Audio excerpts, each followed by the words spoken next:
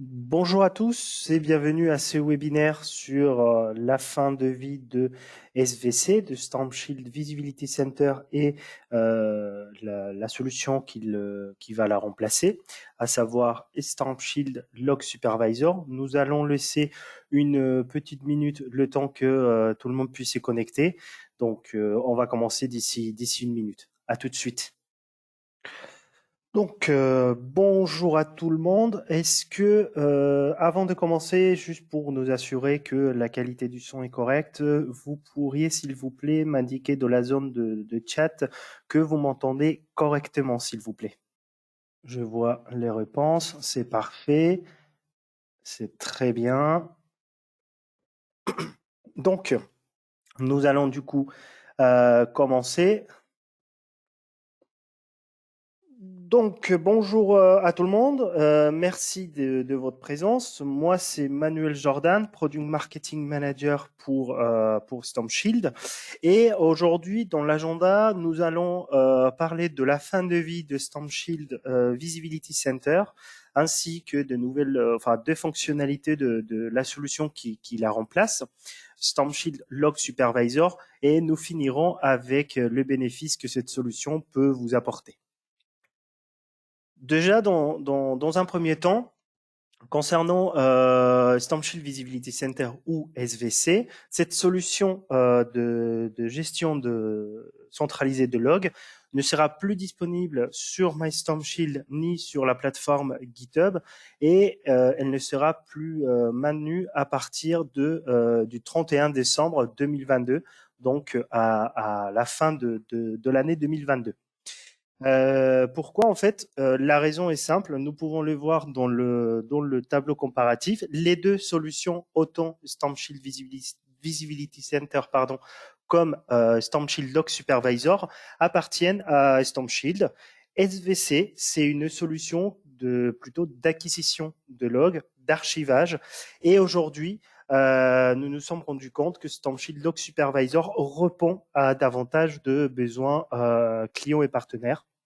D'où la raison pour le maintien de cette solution et les remplacements de SVC. De nouveaux besoins, comme ça peut être une recherche avancée, comme ça peut être les différents types de rapports qu'on verra à la suite de cette présentation et une gestion d'incidents beaucoup plus poussée et présente sur cette nouvelle solution. J'ai oublié de préciser avant d'entamer davantage la présentation. Si vous avez des questions ou des remarques, n'hésitez surtout pas à utiliser la zone de chat de l'application GoToWebinar et je reviendrai à la fin pour pouvoir y répondre sans aucun souci.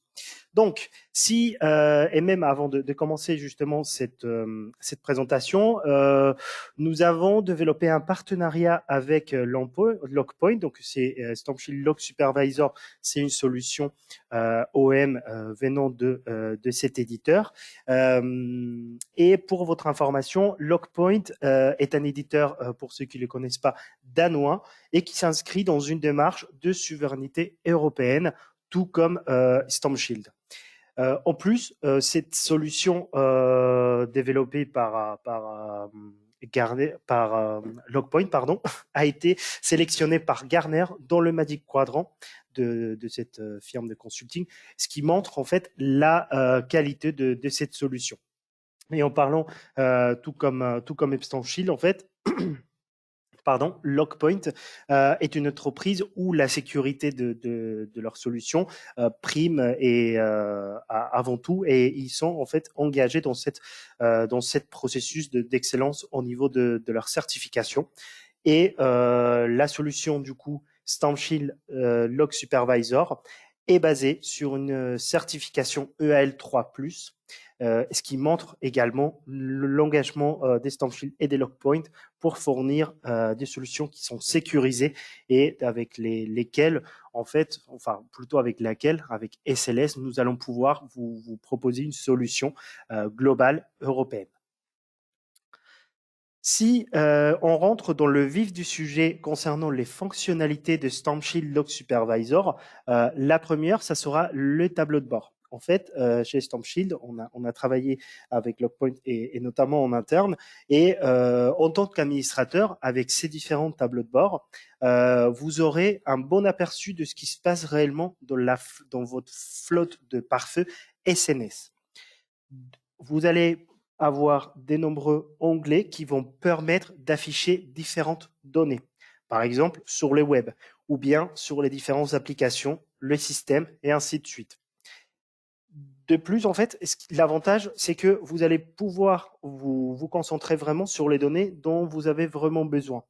Et ces tableaux de bord intégrés et pris à l'usage euh, que vous allez pouvoir, enfin une fois la solution installée, vous allez pouvoir les utiliser dès l'installation. Vous pourrez également, si besoin, les modifier pour les personnaliser davantage, ou bien modifier, ou bien en créer de nouveaux qui seront, selon vos besoins, adaptés à votre infrastructure réseau. Donc en gros, comment dire, l'avantage, c'est que vous allez pouvoir obtenir une réponse très rapide et en un coup d'œil de différentes tendances qui se dégagent dans votre infrastructure. Également, vous allez avoir les rapports automatisés. Ces rapports automatisés vont vous servir pour analyser vos propres tendances, pour respecter les processus d'audit si besoin, et également respecter des exigences supplémentaires en différents formats. Comme vous pouvez voir, ces rapports automatisés, ils peuvent être définis ou bien personnalisés. On va voir en détail dans le slide suivant comment on peut réaliser tout cela. Et c'est en différents formats d'exportation, donc que ce soit du PDF ou bien du HTML et d'autres formats que vous pouvez voir à l'écran. Donc, dans ces rapports qui sont prédéfinis et prêts à l'usage, vous pouvez également modifier vos requêtes pour une plus grande personnalisation. Et c'est créer des rapports qui peuvent être, comme je disais à l'instant, en format PDF, qui peuvent être partagés soit par email, soit par syslog, ce qui signifie en fait tout simplement que vous allez pouvoir les envoyer facilement, que ce soit à vos décideurs, que ce soit à d'autres administrateurs de la solution, et ainsi de suite. Et ce qui est important, c'est que ce rapport peut être généré manuellement, que ce soit pour une requête en particulier ou spécifique, ou bien de façon automatique, de façon journalière, de façon hebdomadaire, ou bien de façon mensuelle, selon vos propres besoins. Donc là, encore une fois, vous avez, comme dans le tableau de bord, tout le pouvoir de faire ce que vous souhaitez pour être informé et avoir une visibilité la plus étendue possible. Ces rapports ont été créés par StormShield. On a effectivement créé des rapports qui sont prédéfinis, qui sont accessibles rapidement dès que vous installez, comme je disais, la solution. Et vous allez avoir différents rapports, que ce soit sur l'activité de la solution, que ce soit sur les différents types de menaces qui peuvent que vous pouvez malheureusement avoir dans le système, que ce soit dans l'usage des applications web et d'autres applications, et d'une manière plus globale du système. À titre d'exemple, vous pourrez avoir le top 10 des alertes, le top 10 du trafic par source et ainsi de suite. Donc vraiment, personnalisez vos rapports comme vous le souhaitez, ou le top 10 des sites web bloqués par vos firewalls. Également, et ça c'est une fonctionnalité assez remarquable et importante, c'est que le log de StormShield sont normalisés, ce qui signifie tout simplement que cela va vous permettre de faire de recherches multicritères pour une meilleure analyse, que ce soit pour une analyse plus fine dans vos reporting, ou pour de recherches sur certains points. Donc, le langage que vous pouvez voir, c'est soit en log normalisé, soit en log brut, et vous pouvez les combiner pour trouver ce dont vous avez besoin. Et l'avantage, c'est que c'est un outil très puissant, en fait, c'est une sorte de loupe, pour savoir ce qui se passe réellement dans le réseau. Ensuite, une autre fonctionnalité que nous allons avoir, c'est en fait les logs qu'on va avoir vont être reçus et ils vont être analysés par la solution. Donc, ça veut dire que on aura des alertes qui vont être émises et les administrateurs pourront y être affectés afin d'assurer qu'un suivi approprié soit effectué pour un meilleur, en gros, pour un meilleur follow-up de ces alertes. Donc, vous pouvez les rassembler dans un processus de tri pour évaluer l'ampleur d'une attaque, par exemple. Et ce qui est également important, c'est le stockage avancé de vos données. Donc, c'est en fait ce qu'on appelle la rétention des logs.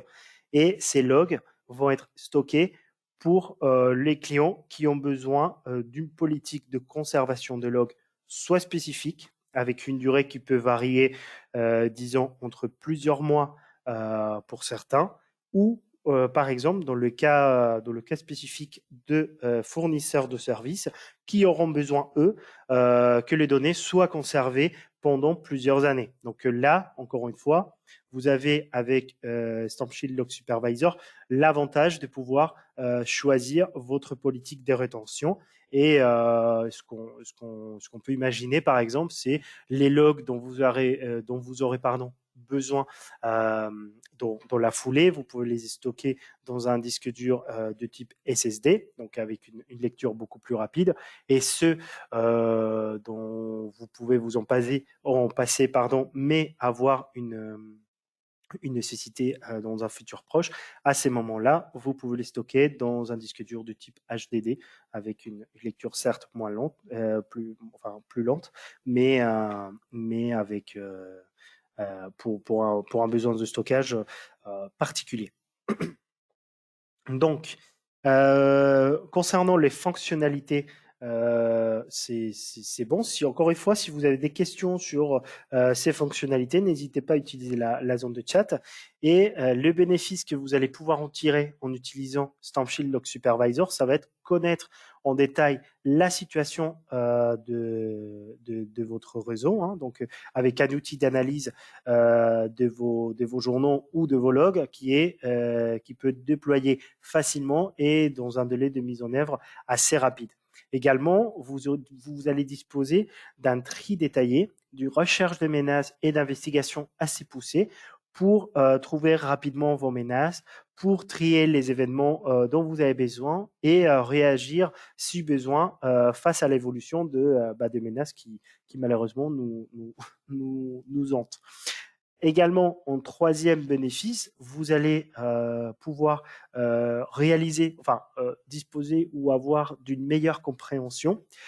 Pourquoi? Comme on a vu avec les différents tableaux de bord, les différentes personnalisations, etc., même les rapports, les décideurs, les décideurs ou même vos clients euh, vont connaître la valeur réelle de leur investissement et en matière de sécurité et voir vraiment ce qui se passe et tout ça de manière très rapide et efficace.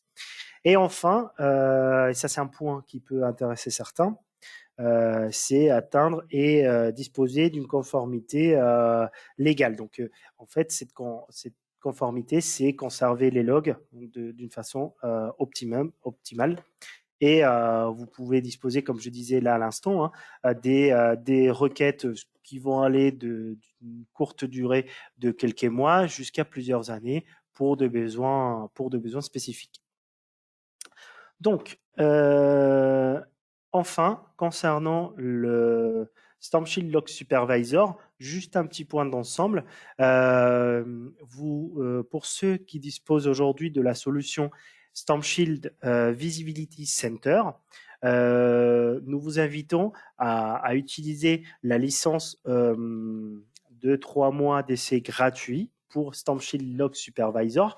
Comme ça, vous allez pouvoir tester cette solution, voir si elle correspond à vos besoins et dans le cas où elle vous plaît, à ces moments-là, vous pourrez effectivement passer à une licence à une licence différente. Et pourquoi nous vous invitons effectivement à passer à Stamp Shield Log Supervisor, puisque à la fin de l'année, SVC, donc Stamp Shield Visibility Center, ne sera, comme je disais au début de la présentation, plus disponible sur les plateformes ni maintenu. Donc ça vous permet entre-temps, vous avez une période, on va dire, tampon pour utiliser les deux et passer progressivement et tout en douceur sur cette nouvelle solution. Il y a un point important, c'est que les données entre Visibility Center et Log Supervisor ne peuvent malheureusement être transmises, enfin transférées plutôt. Donc l'idée, c'est vous proposer une option où vous pouvez, comme je disais, travailler pendant un certain temps en parallèle, puis passer, si vous le souhaitez, sur cette solution. De mon côté, c'est bon. Donc, si vous avez des questions, je vois déjà qu'il y en a quelques-unes. Donc, je vais passer aux questions et n'hésitez pas à revenir vers nous pour tout complément d'information. Donc, passons maintenant aux questions. Donc, nous avons déjà une. Sur quels environnements Stamp Shield Log Supervisor peut-il être déployé? Alors, Stamp Shield Log Supervisor peut être déployé dans des environnements qui soient virtualisés via VMware, pardon, ou bien sur de Windows Server. Donc, voilà. Je ne sais pas si c'est plus clair maintenant. Je vois que nous avons d'autres. Donc, peut-on stocker les logs sur un NAS ou un partage réseau? Alors, moi, je dirais oui. Ce que je vous propose, c'est que je vais noter votre question et je reviendrai vers vous pour répondre de manière. Enfin, je vais regarder ça avec mes collègues en interne et je reviendrai vers vous avec une réponse plus précise si vous le souhaitez.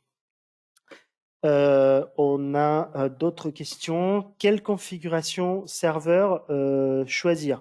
Alors, ça, c'est également particulier puisque ce que je vous propose dans ces cas-là pour savoir quelle configuration du serveur vous devez choisir, c'est soit vous vous rapprochez de votre partenaire Stamp Shield, soit vous nous posez la question directement afin que on puisse voir ensemble vos besoins et vous accompagner dans la configuration du serveur.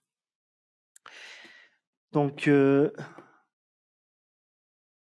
alors, bonjour. L'ancien système SVC était gratuit. Quel est le prix de Stamp Shield Log Supervisor? Alors, c'est une bonne question. En effet, Stamp Shield Visibility Center était gratuit. Ça, je ne l'ai pas précisé dans la présentation, mais c'était pour un usage, on va dire, pour peu d'utilisateurs. Là, avec Stamp Shield Log Supervisor, vous pouvez l'adapter. C'est un système, on va dire, plutôt flexible où vous pouvez avoir une petite flotte de SNS ou bien une flotte, enfin au fur et à mesure de l'évolution de votre entreprise, vous pouvez le dimensionner en accord avec vos évolutions. Donc, concernant le prix, ça va dépendre justement de cette configuration réseau, enfin de cette configuration pardon serveur. Donc également, je vous invite à vous rapprocher soit de votre partenaire Stamp Shield, soit nous poser la question pour qu'on puisse vous accompagner là-dessus.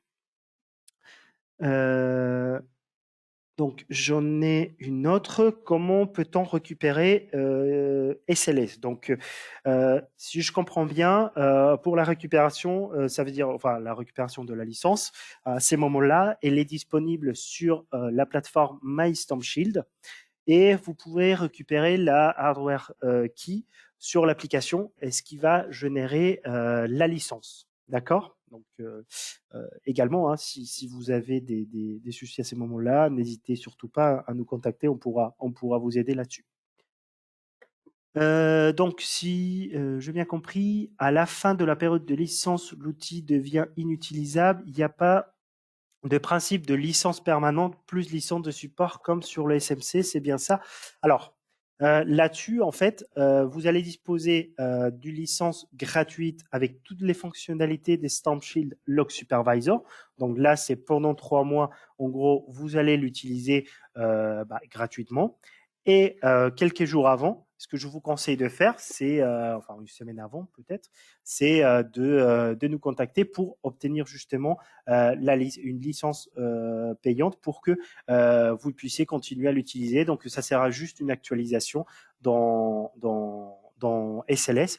Donc là-dessus, il y aura pas de souci en fait. Donc, c'est 3 mois où vous pouvez la tester et puis vous passez à une licence payante.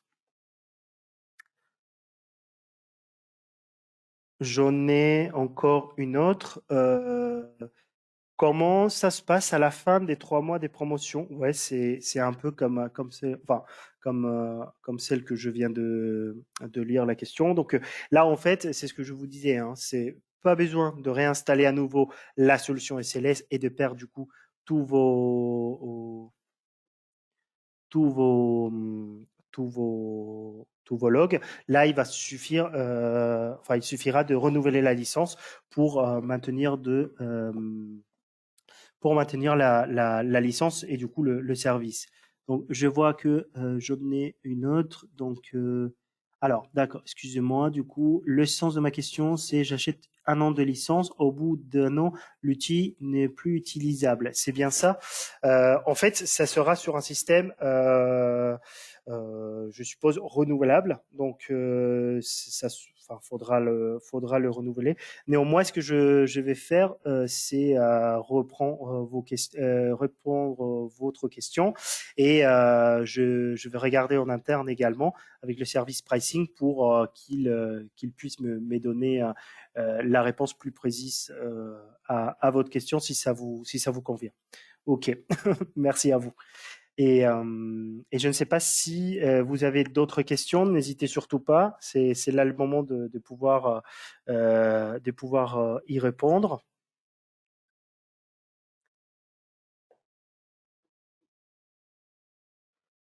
Là, pour l'instant, j'en ai pas d'autres. Juste, je regarde si je fais les tours parce qu'il y en avait quelques-unes. Ok, c'est bon.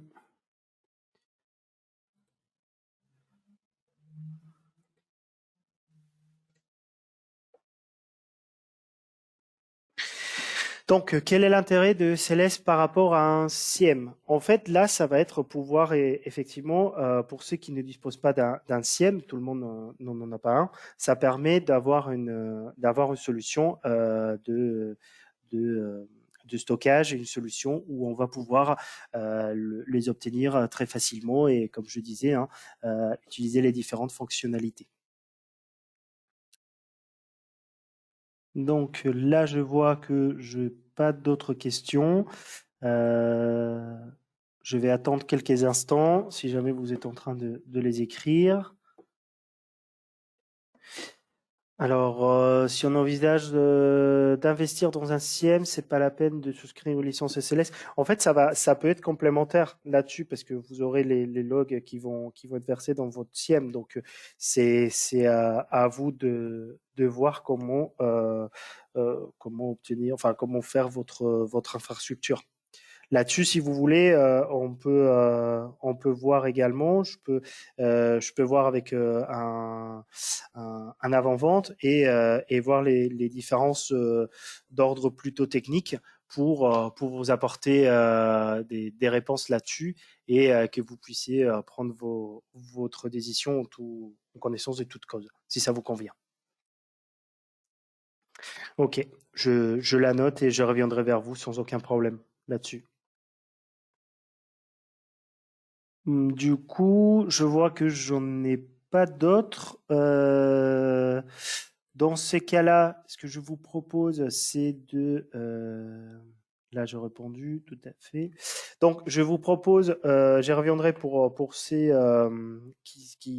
voilà, qui n'ont pas eu la réponse souhaitée. Donc, je viendrai avec plus de détails vers vous. Ne vous inquiétez pas, elles sont notées dans l'application. Et je vous souhaite un très bon après-midi et je vous dis à bientôt. Merci beaucoup. Au revoir.